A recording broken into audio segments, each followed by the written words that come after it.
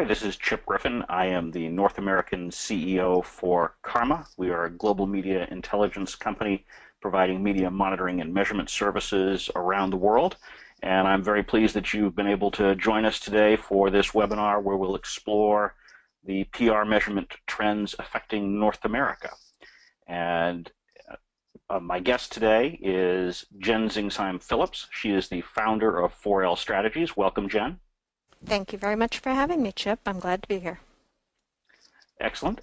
For those of you who are listening in, if you have any questions, feel free to submit a question through the question box at the bottom right-hand corner of the controls, and we'll take those questions mostly at the end, but we may take a few as we go along if they seem to fit into the flow of conversation.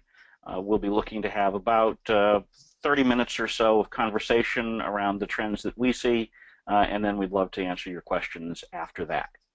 So without further ado, we will start jumping into those trends that we see. And the first one is asking the right questions. And Jen, I think one of the things that I've noticed is that in my conversations with folks in the last, probably even just the last 6 to 12 months, I have more conversations with PR practitioners who seem to be prepared to ask the right question. And I think that indicates that PR may be being in better touch perhaps with the business side, or perhaps that there's more data at their fingertips. But I guess my first question to you would be, is this something that you've seen? And if so, why do you think it may be the case? Sure. The first quick answer is yes. This is something that we are seeing more and more. PR practitioners are becoming more comfortable with getting in front of a business and saying, what are your business objectives? In order to measure, what we need to do is tie this back to those, tie the measurement back to those, so that we have something that we're actually looking at for measuring. What is important for PR practitioners to remember is that even though they are becoming more and more acclimated to, what I would call "quote unquote" real measurement versus what we've been doing in the past, which was just kind of figuring out what could possibly be quantified and using that, anything from, click volume or not real measurement, but as we move from that sort of area to actually measuring, we're doing the reading and the research and have our own community. A lot of businesses, on the other hand, are just now starting to get these sort of questions or push back on things like AVEs, or just starting to learn more about maybe their peers or competitors doing more measurement. So having the PR practitioner be ready to ask the right questions is so important, because I do know that in one of the most recent PR measurement chats, or Measure PR chats, a lot of times the pushback is, well, you tell me, you're the expert, you tell me what I need to measure, and that's not going to cut it. But you can't really come right out and say, well, sorry, that's not going to cut it. You have to be ready to say, well, in order for us to do this effectively, let's drill down and figure out what you need to see. Exactly, and I think that that's a key part of the awareness that those of us who are regular practitioners of measurement need to be sharing in order to try to help drive people in the right direction, because so much measurement over the years has been done in such a way that it doesn't really do anything, right? Because it's simply measuring outputs, measuring, as our CEO likes to say, counts and amounts. But doesn't really drill into the actionable business things that will really make a difference. And I think that's a key part of AMEC Measurement Month, which I forgot to mention at the top of this webinar, is really the reason that we're doing this today, because AMEC has designated September as Measurement Month, and so agencies, vendors, advisors, companies all over the world are participating in this, and it's all part of building awareness and sharing best practices around how to measure communications effectively. And hopefully all of our listeners will walk away from this with some new ideas and some greater appreciation for the trends that are affecting us, both for better and for worse, when it comes to measurement. Exactly. And I think that it bears repeating. Even though PR practitioners are maybe becoming more acclimated and accustomed to this. A lot of businesses aren't. And anytime that you're asking a business to change something with a price tag attached to it, you're going to have to be prepared. So asking the right questions is key to that. Absolutely. And if you ask the right questions, then that helps you deliver actionable insight. And what do we mean by actionable insight? Let me take a stab at it, Jen, and then maybe you can refine my ramblings a little bit. But actionable insight to me is being able to take the stuff that you're measuring and use it in order to change what you're doing from a communications perspective. Perhaps refining the message, improving the targeting, investing more, investing less. I think it's really it's taking something that you've learned from measurement and being able to apply it, as opposed to old school measurement, which was taking something and putting it into some pretty charts that ended up in a report that gathered dust on the shelf. Exactly. Looking back at things like the thud of a clipbook, I mean, really, what does that show you other than you managed to hit X number of newspapers in a certain amount of time? What is actionable beyond that is what's harder to quantify, harder to measure. The impact that it had on the audience. Did you change audience perception? Things like that that can help you move forward and either refine your messaging, change your messaging. It does. Previous measurement really kind of just told you what was what. This tells you where to go next.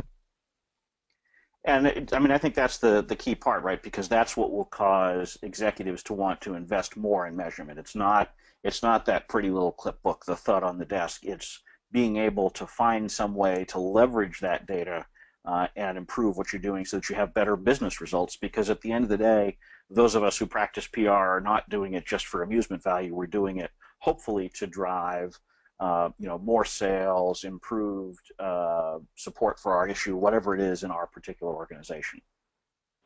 Exactly. And, true measurement is going to maybe cost a little bit more, but you're also, because you're able to tie it back to business objectives, it's going to be a more valid form of measurement. Right, and costs are something that we'll talk more about a little bit later on as well, because that's an important piece of the trend puzzle here. But for now, let's take a moment and look at some of the new technologies that are impacting measurement, and in particular, I mean impacting it because we have to find ways to measure things we perhaps didn't have to measure before. And I know one of the things that was discussed on Measure PR lately was AR, VR, but there's plenty of other things out there. Perhaps you can speak to that a little bit, and the sort of the mental challenge that we have as communicators, as measurement analysts, in trying to figure out how to deal with all of these new technologies that seem to be popping up all around us.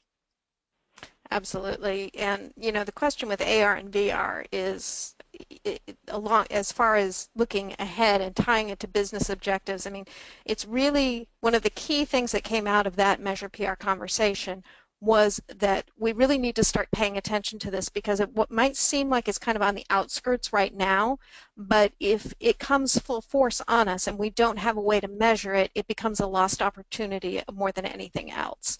AR and VR, we're starting to see it bleed in. Perhaps we should define that for listeners, just because we're assuming everybody knows what AR and VR is. But yeah, absolutely. So AR is augmented reality and VR is virtual reality, and these are the kind of headsets or interactive. Now I'm stumbling. You can see it in your head, but that's not helping me. They're like the goggles that you wear. Yeah. Yes. Yeah. And it's something that people have, and Facebook has heavily invested in this, and they bought Oculus Rift, I think, a couple of years ago. So it's something that I think we're going to see more and more of. And Google Cardboard allows you to use your cell phone to do some of the. I mean, it's amazing the leaps and bounds, and we're starting to see advertisers who always seem to be first on these sorts of things, kind of dabbling their toes and using AR and VR for advertising purposes. But for things like, even the real estate industry, or, I mean, you can just kind of use your imagination as to how far this could go, creating virtual worlds, and not like Second Life. We all remember Second Life, right? So not like that, Unfortunately, I do, yes. but Did you know really, by the way, just a little sidebar, do you know Second Life has not gone away? Second Life is I still do. there, hanging Yeah. on, Yep. which boggles my mind. But I suppose that's a bit of diversion from a measurement conversation, so I'll avoid it too much.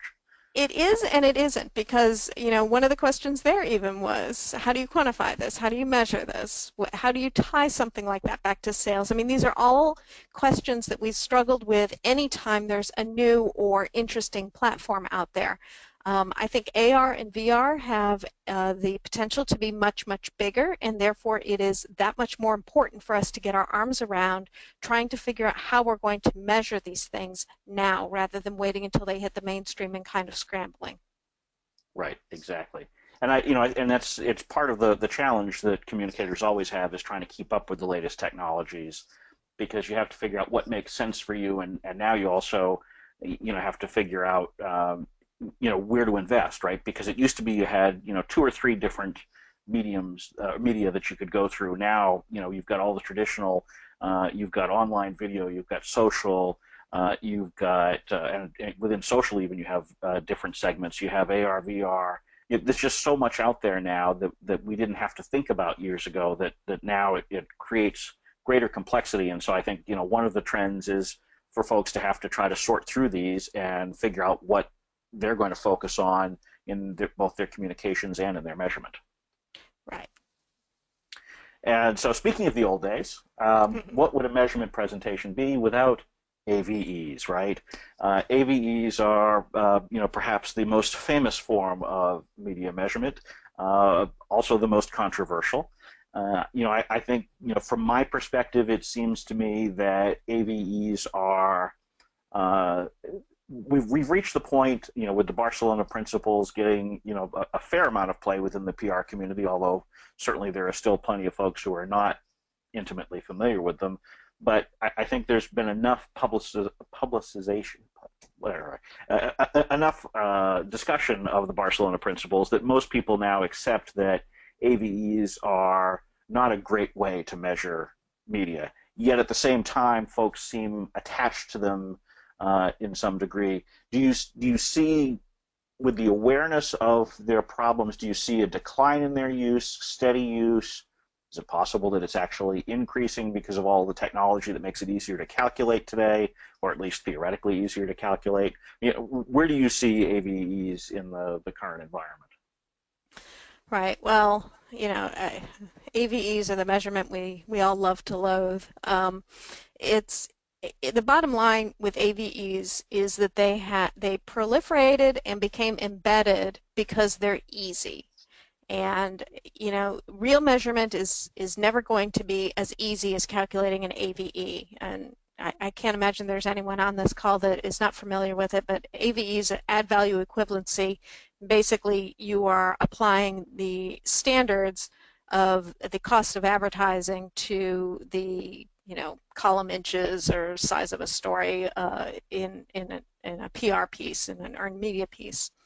So it's easy. Half-page ad, costs $25,000. This was a half-page article. We're going to say it's worth $25,000.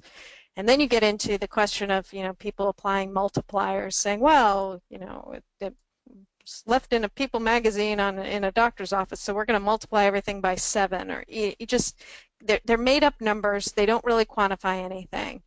And when you look at something that is as pervasive as AVEs, it's something that is easy to understand, easy to calculate.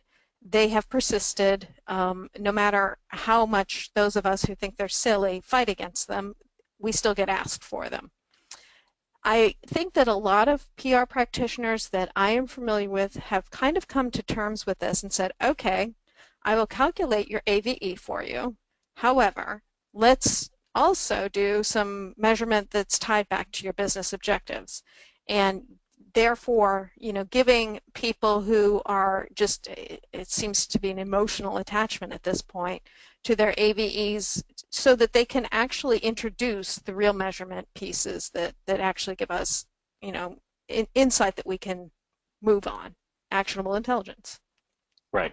Well, and I think one of the things that I often say when it comes to AVEs is that it's important for us to teach, not preach, because oftentimes measurement aficionados or experts will fall into the trap of simply demeaning AVEs without acknowledging why they exist in the first place, and that is to try to provide numbers that the business side of the organization may prefer because it's in dollars and cents as opposed to something else.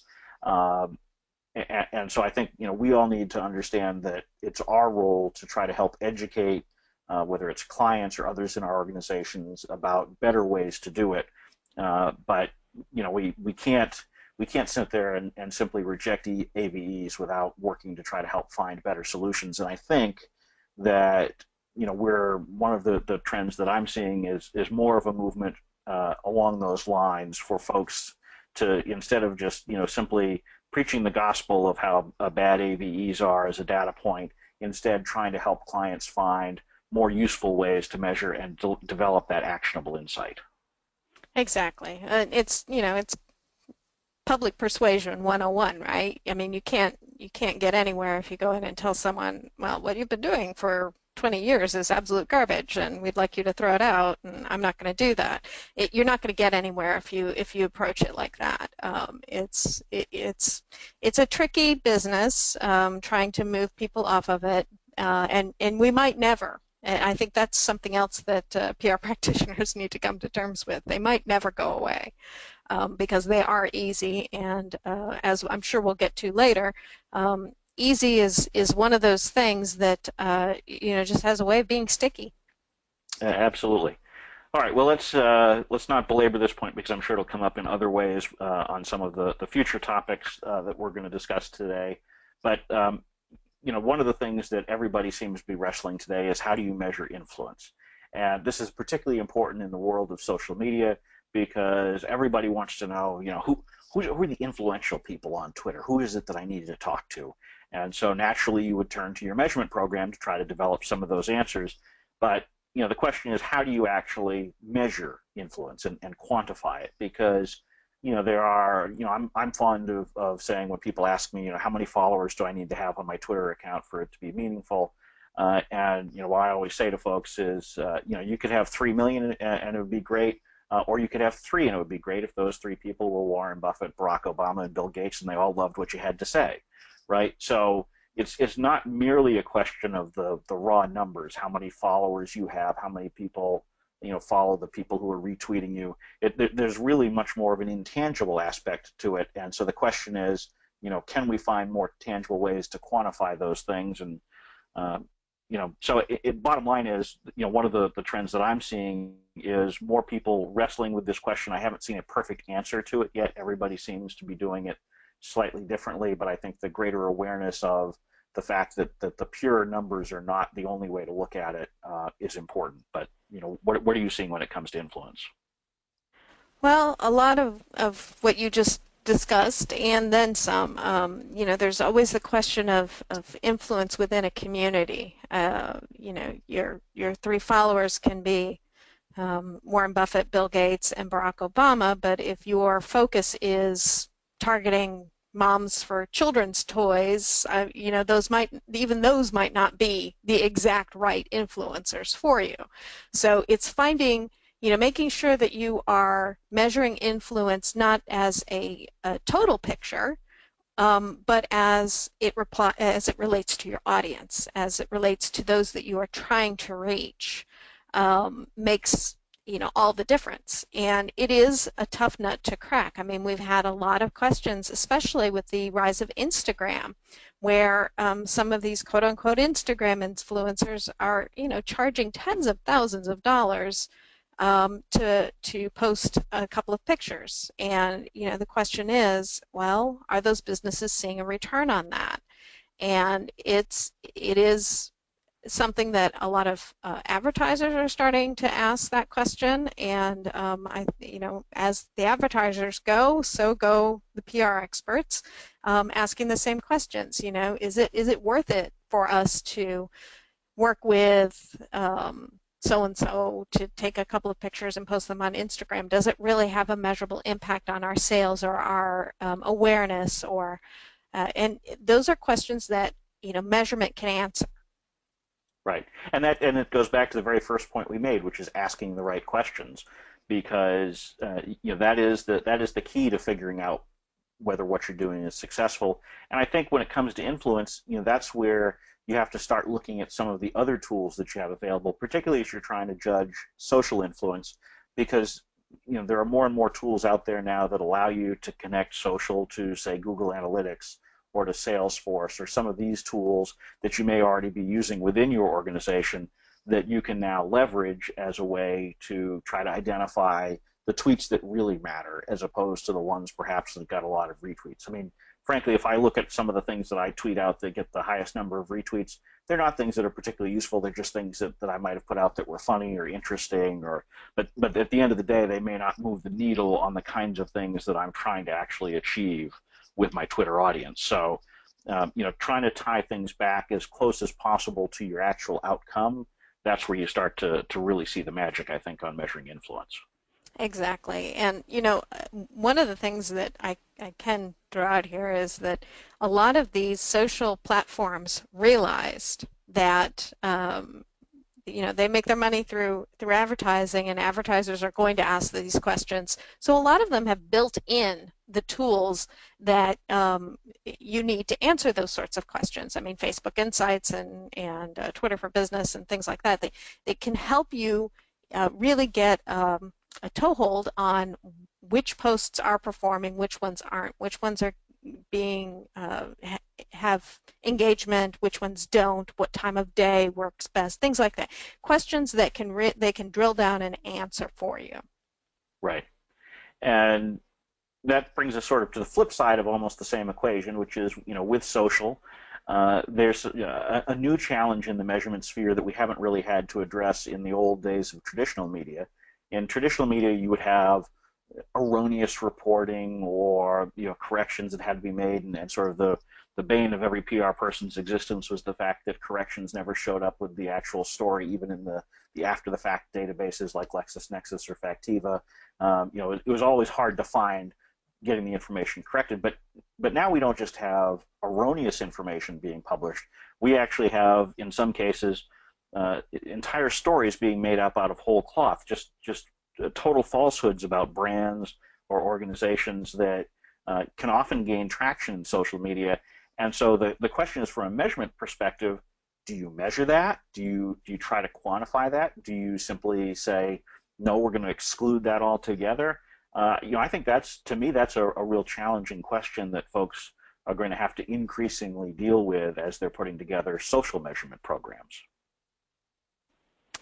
Right. Well, I'm not quite sure exactly what the question I'm trying to answer here is. So my question would be, would your advice to someone be to actually measure it so that you understood what potential damage was being done? Or is it really just monitoring and awareness and focus your actual measurement on sort of quote unquote legit discussions on social media?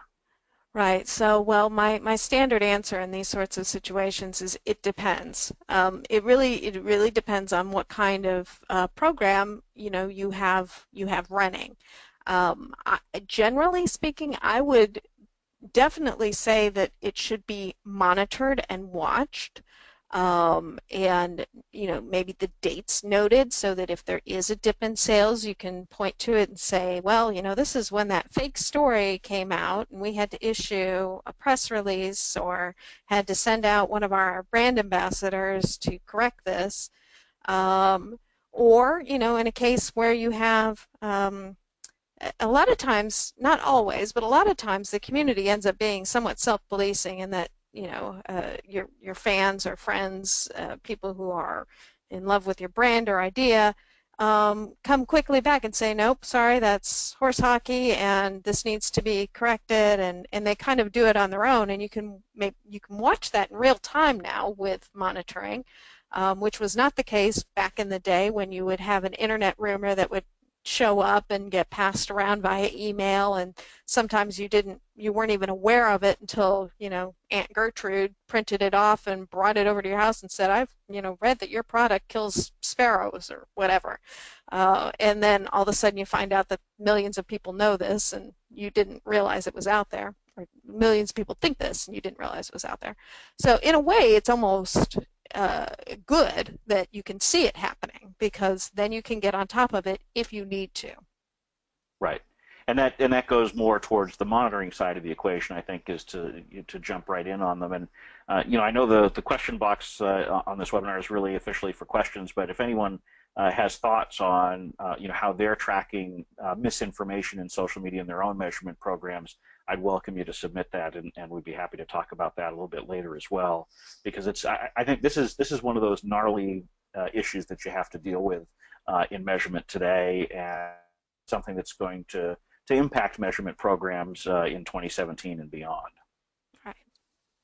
So now we've talked about some of the challenges, some of the complexities, and one of the things that folks have typically looked for when it comes to measurement is standardization.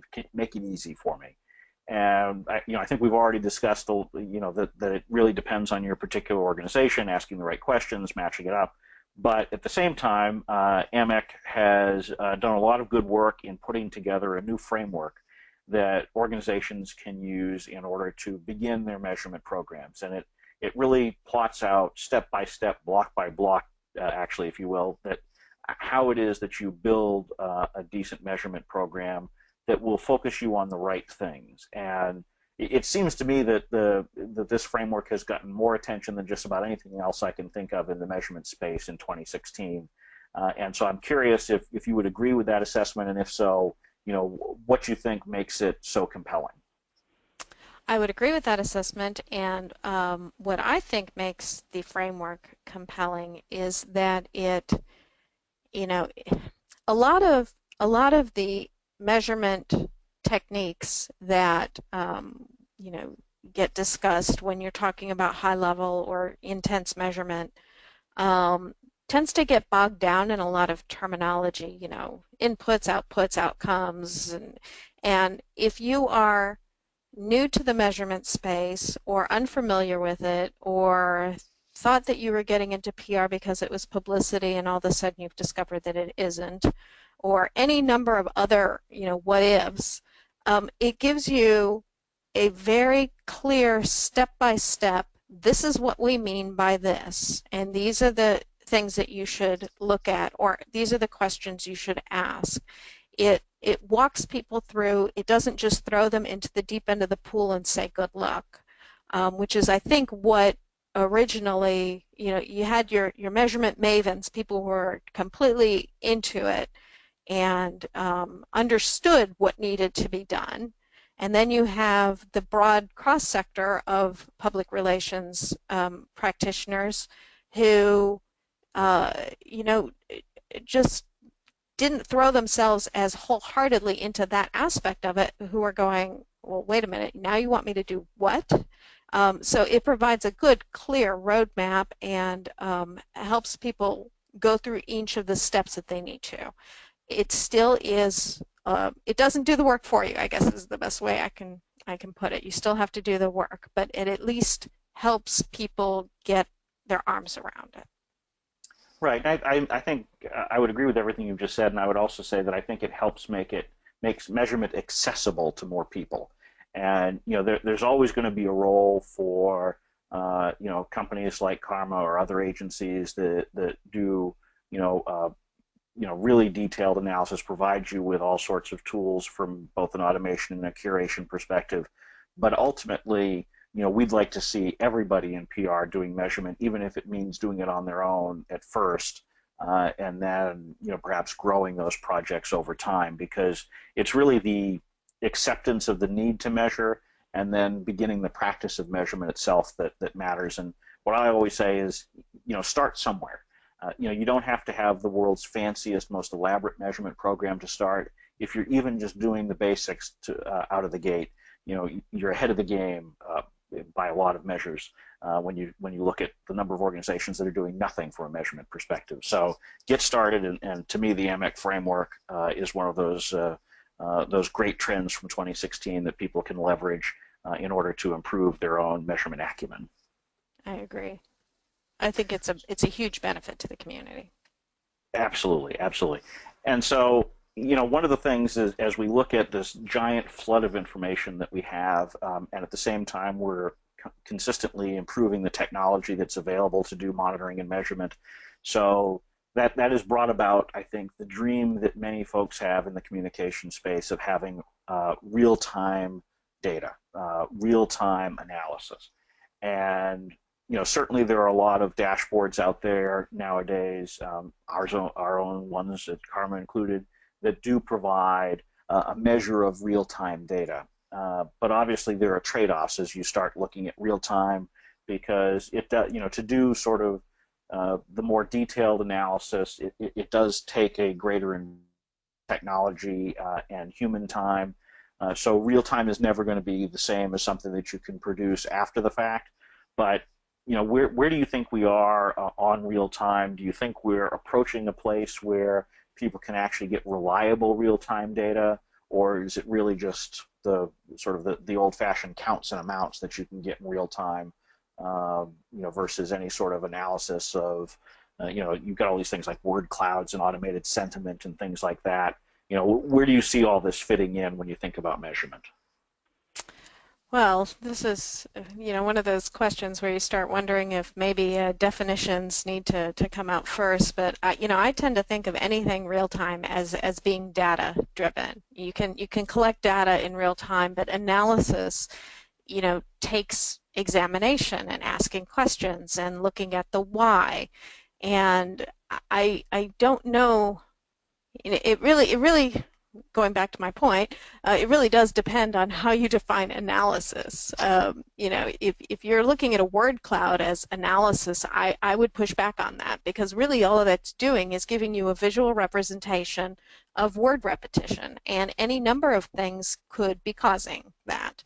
And so analysis comes from looking at the raw data that created that word cloud and saying, all right, what drove this word to be mentioned X million times versus this one, which was only mentioned X thousand times.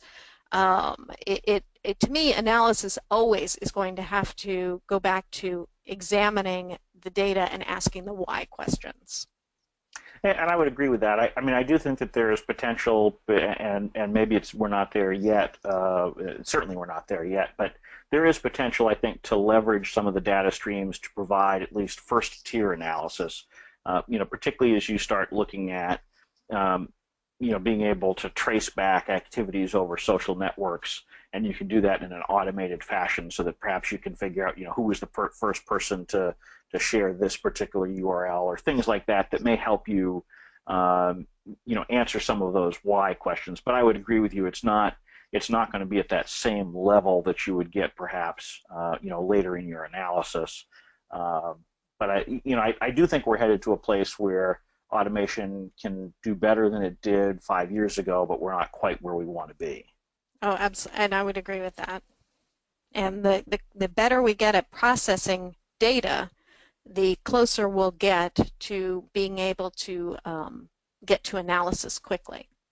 Right, and that naturally segues quite nicely into the sort of the humans versus tech trend, and this is one of those ones where we continue to have sort of that tug of war between those who want to rely on technology and those who are adamant that humans are the solution, and ultimately I think it ends up being a blend. But my own perspective is that you can only get so far with technology, at least as it exists today. And in some cases, if that's what your budget allows, if that's what your timetable allows, then technology may be sufficient for your needs, at least today. But I think that layering the human piece on top of it is critical, and I think there's we went through a period of time where I think people thought the technology had all of the answers and could ultimately replace humans when it came to media measurement. I think that one of the things that I seem to be detecting this year is a greater acceptance that you're always going to need some of both in order to have a successful campaign or a successful measurement effort. And so, what's your thought, Jen? Do you fall on the human side, the tech side, or are you somewhere in the middle?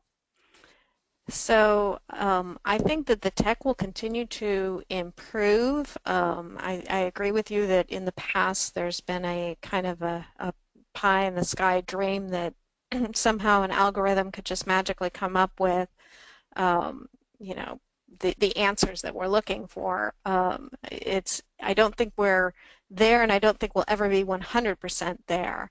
A good example of this are, things like automated sentiment analysis. It used to be kind of a 50-50, sometimes it got it, sometimes it didn't. It has steadily improved, but will it ever get to the point where you have computers that are 100% accurate in detecting things like sarcasm, people who are typing maybe in a second language who aren't using, using non-standard forms of sentences, or where a human could look at that and say, oh, I went to school with John or Jane and they grew up in France, so that's why their letters and phrases are kind of different, but I'm used to that, so I can unscramble it. Can the computer do that? I don't think we'll ever get to 100%. I think that, you know, having a human there to look at the information, the data that have been pulled in, and say, okay, this is what that means. As the data collection continue to improve, then we can get a little closer, but I think that the human versus tech needs to be a blend.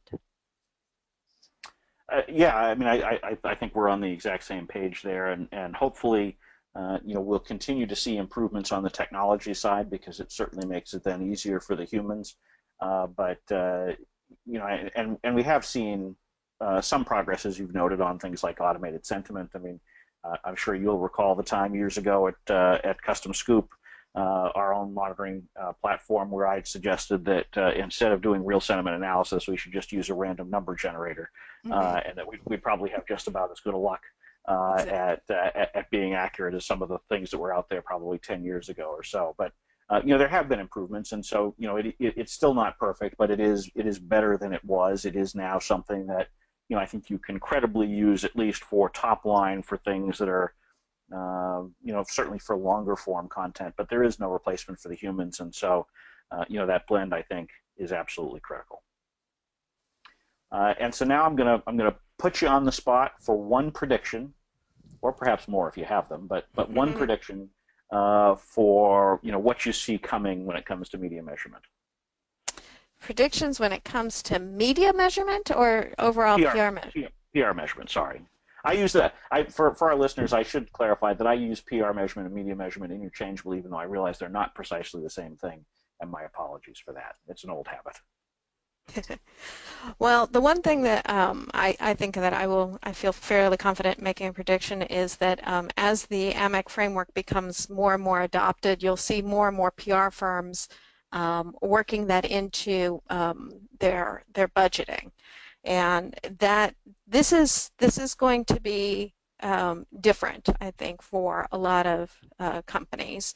I know that when I was at Fleischmann, we had a separate data group that did number crunching and things like that. I think it's going to become more of a must-have than a plus, an add-on. I think as we move forward, it will become more and more standardized. At the big firms, it's already kind of there. It will move into the smaller and mid-sized firms next.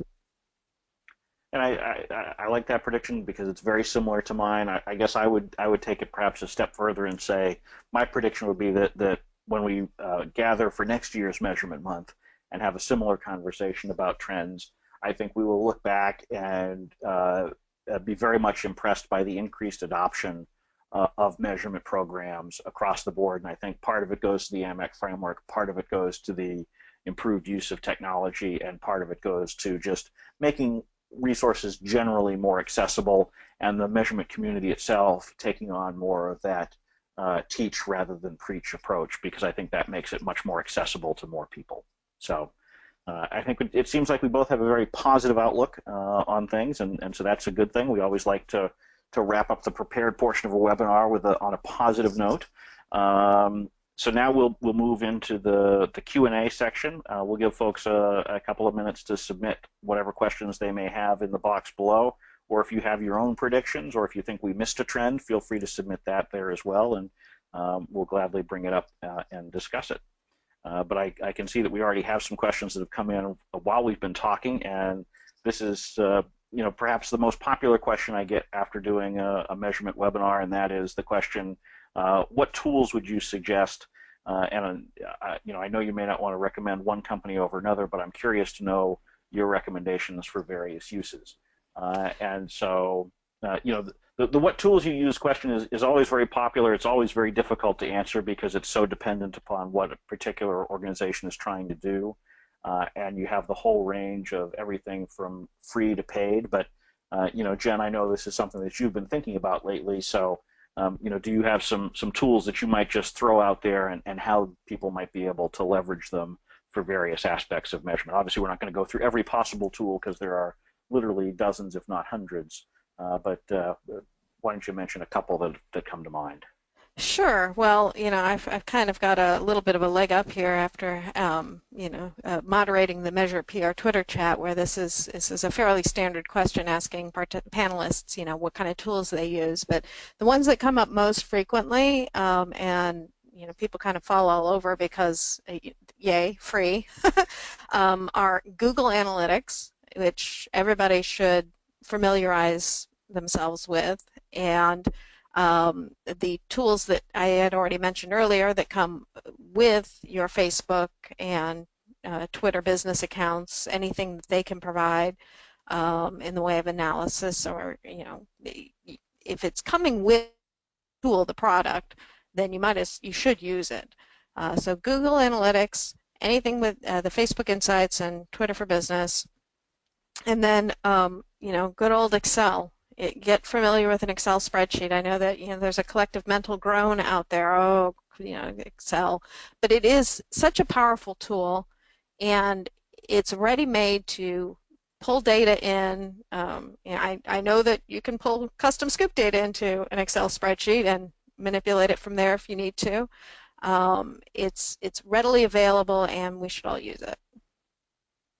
I would agree with all those, and obviously you focused on the free, which I think is Yep. makes sense.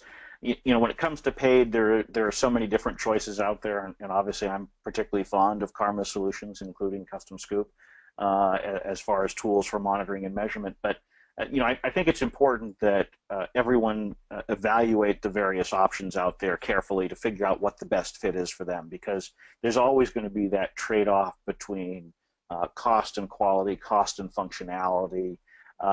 Some tools are heavier on the human component. Some tools, like our own blend, human and tech. Some tools are really just an electronic representation of human analysis. So there's really a whole spectrum, and you need to figure out what it is that works for you. I think the key is to figure out what you're trying to measure. And why you're trying to measure it. And once you've figured it out, then try to figure out which tool to use. Don't start with the tool and work backwards. A lot of folks see the cool demo and say, "Oh, that's how I have to do it." But that's really not. You really need to think about why you're doing it and what you're trying to achieve, and only then look at the tools. Right. Well, this goes back to the first point, doesn't it? Asking the right questions. And so it's not just important for working with a client. It's important because it will more likely than not dictate what kind of paid tool you look at. Right, because if you start with the tool, then that's sort of like going out and buying a lawnmower before you know what size lawn you're trying to cut. Exactly. Right? And if you come back with a manual push mower and you find out you've got 5 acres, you're going to be pretty disappointed. But at the same time, if you come back with a garden tractor with a 54-inch deck, and it turns out that you've got a postage stamp sized lot, that's probably not good either, because you'll probably be parking over every little bit of grass that you do have. Exactly. So So think about that before you go searching for your paid tools to put your measurement campaign together.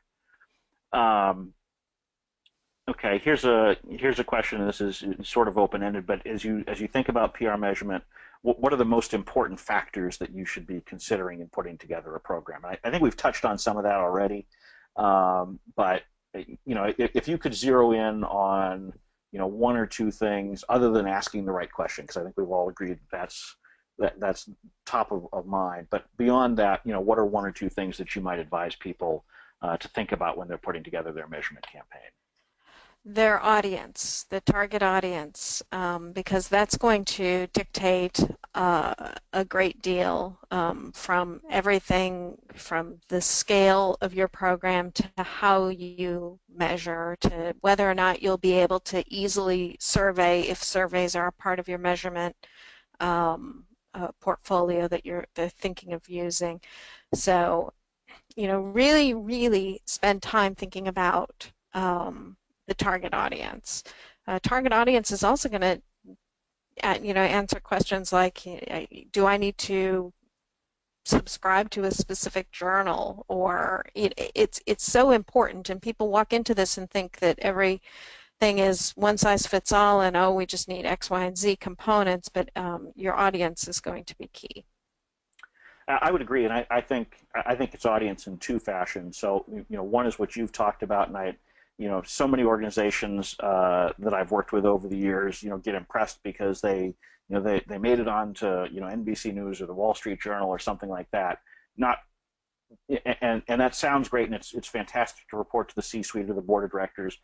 But at the same time, that may not be how you make the most sales, right? It may be that some smaller trade publication actually has a greater impact on your bottom line, depending on what kind of business you're in and how that story shaped up. So understanding your audience and how it relates to that, I think, is really important. But the second piece of the audience question that I think you have to really carefully consider is the audience for the measurement results themselves. So, in addition to sort of figuring out what's useful to you as perhaps the point person or the person developing the program, you need to think about the consumers of that information within your organization, whether it's your boss in the PR department, or it's the CMO if they happen to oversee PR for your group, or the CEO, or whomever it is that's going to be consuming this information and perhaps making strategic decisions based upon it. You need to be thinking about them as well when you're putting together your measurement project, so that it ties back to the kinds of things that they want to see and understand. If you've got someone who is very sales driven, then you want to try to find something that drives as closely back to sales as possible. If you've got someone who's more reputation driven, you want to have a program that's really tailored to that. So think about not only the audience that you're trying to reach with your actual communications, but the audience you're trying to reach with your reports.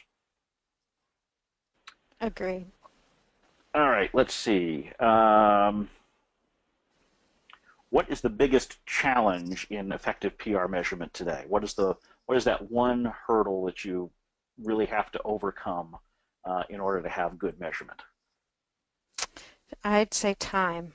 Good measurement takes time, and going back to an earlier point about AVEs, the reason that they are so widely adopted and so ubiquitous is because they are quick and easy and do not take a whole lot of time to calculate.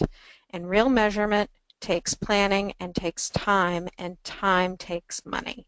And so you kind of get into this position of where you have to justify spending additional measurement dollars if you're going to have really good, valid measurement, which is why it's so important to, as you just pointed out, think about your audience for who's going to be receiving the end product, because it all ends up feeding one another. It's going to take more time to do good measurement, but ultimately you will have better information, which will help the company make more money. Well, and that's a great segue into what will be the final question for today's webinar, which is another one of the popular questions that I tend to get, which is, how can I do measurement if I have no budget? In other words, is there a quote-unquote free way for me to get into the measurement game. And obviously we've talked about things like the framework and things like that I think can help people. We've talked about some of the free tools out there, but realistically speaking, if I truly have zero budget, can I launch a measurement program or not? Well, zero budget would assume that you have no time, or am I overthinking that aspect of it? I think that's important to reference. I mean, the Yeah, question doesn't specifically say, so right. if the person would So like to clarify, I'd be happy to clarify for them. But I assume that I assume that they mean no dollars to no spend. I dollars. assume, Okay. but you Okay. made a good point that they need to be able to invest time at least. Exactly. And in an agency setting, when you're billing, time is money, and if you can't set aside the time to do it, then it really does further complicate things. So, can you come up with valid measurement data with zero budget? Yes, depending on the structure of your program. And what I mean by that is, everyone is each program is going to be different, particularly if you're tying it back to business objectives. And if you are tying it back to a business objective of um, raising awareness, well, how are you going to quantify awareness? The easiest way to quantify awareness is to conduct a survey. Well, surveys cost money, especially good, valid surveys. So in that case, I would say it would be extremely difficult to have a really good measurement program with $0. However, if you have things like, if one of your objectives is to uh, I don't know, fill the sales funnel, or see if a particular news article was able to generate leads. If it's something like that, then Google Analytics can provide a lot of that information for you. Who came to the landing page from where and why, and that is a free tool. So in one case, no, it would be quite difficult to measure in a good solid way without money. The other, yes, you can. So really, it's going to depend on what your objectives are. Yeah, I mean, I would say that to me, it's a little bit more clear cut, and the answer is no. You can't do it with no budget. You have to be able to invest in some fashion, and we talked about the time component, but I mean, I suppose you could sit there and say, you can go around and manually cull articles from various free sources and put them in a spreadsheet. But at that point, you really do have to look at the cost of your time, because you're now taking yourself away from other activities. So in some fashion, you're forced to invest if you're going to do measurement, and you should do Right. it.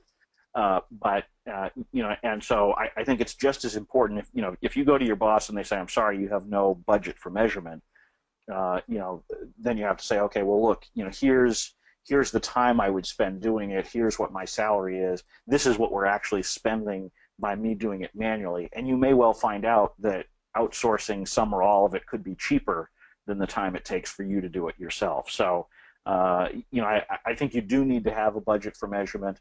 I don't subscribe to the notion that, it should be X% of your PR spend. I think that you need to try to instead of trying to set an arbitrary number like that, you need to put together the measurement campaign that you think will work for you, and then figure out what it will cost to achieve it, and then make adjustments as necessary to fit your resources. But it does cost money in some fashion. It's just a question of whether it's you've signed a check to pay for it, or you've stolen your own time, in which case it's just that hidden check. I would agree with that. And as you could tell, it took me some gymnastics to get to my free answer. Well, and I mean, look, everybody wants free, everybody wants low cost, and I think that there can be a blend. I think there are ways to leverage other activities within your organization to acquire some of that data.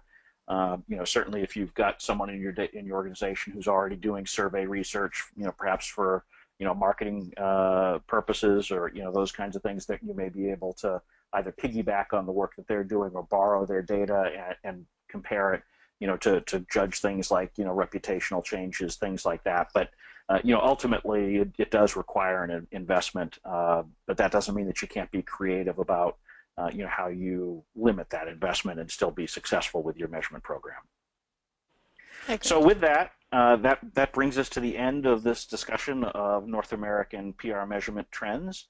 You can see on the screen here that we have got the contact information for both myself and for my guest, who is Jennifer Zingsheim Phillips with 4L Strategies. Feel free to email us if you have any follow-up questions out of this webinar. It will be available on the Media Bullseye website as a special episode of the Media Bullseye Roundtable starting tomorrow. So if you had to step away or take a phone call in the middle of this, feel free to tune in and listen again, and we'll also make the slide deck available from there as well. So thank you all for joining us, and we look forward to having you back on a future CARMA webinar.